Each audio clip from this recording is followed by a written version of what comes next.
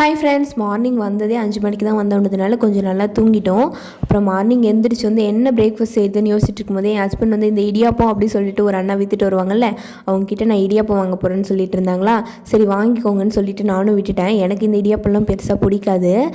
ஏன்னா இடியாப்பம் ஒரே ஒரு வாட்டி வெஜ் குருமா வச்சு நான் சாப்பிட்ருக்கேன். அப்போ எனக்கு அந்த டேஸ்ட் பிடிக்கல. அதனால இடியாப்பம் இப்படி தான் இருக்குன்னு நான் வேணான்னு விட்டுட்டேன். இன்றைக்கி வந்து என் ஹஸ்பண்ட் வந்து எனக்கு வேணும்னு கேட்டதுனால சரி வாங்கிக்கோங்கன்னு விட்டுட்டேன். ஆனால் அந்த அண்ணாவே வரல. சரி வேண்டான்னு விட்டுருவாங்கன்னு நினச்சி வேறு எதாவது செய்யலான்னு பார்த்தா நான் ஆர்டர் போட போகிறேன்னு சொன்னாங்களா. இது வரைக்கும் என் ஹஸ்பண்ட் வந்து இந்த மாதிரி எனக்கு வேணும்னு சொல்லிட்டு ஆர்டர் போட்டதே கிடையாது. ஃபஸ்ட் டைம் கேட்டாங்க, சரி போட்டுக்கோங்கன்னு விட்டுடுச்சு. எனக்குமே இடியாப்பம் செய்யணும்னு ஆசை தான். ஆனால் இடியாப்பம் எனக்கு செய்யவும் தெரியாது.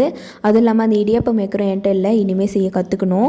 அதுக்கப்புறம் ஈவினிங் போல் காயெல்லாம் எதுவுமே இல்லை. வீட்டிலேருந்து எடுத்துகிட்டு வந்த கீரை வச்சு தான் இன்றைக்கி சமைச்சிருந்தேன். அதனால் காய் வாங்கலான்னு சொல்லிட்டு போயிருந்தேன்னா, இந்த கீரை வந்து இது வரைக்கும் இந்த காய் கடையில் நான் பார்த்ததே கிடையாது. ஃபஸ்ட் டைம் பார்த்தோன்னே கீரை கிட்ட போனேன்னா என் ஹஸ்பண்டோட ரியாக்ஷன் பார்த்துட்டு இன்றைக்கும் கீரையான்ற மாதிரி தான் இருந்துச்சு.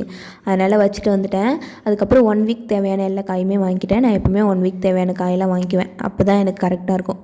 ஓகே ஃப்ரெண்ட்ஸ், டாட்டா பாய். அடுத்த விலாகில் பார்க்கலாம்.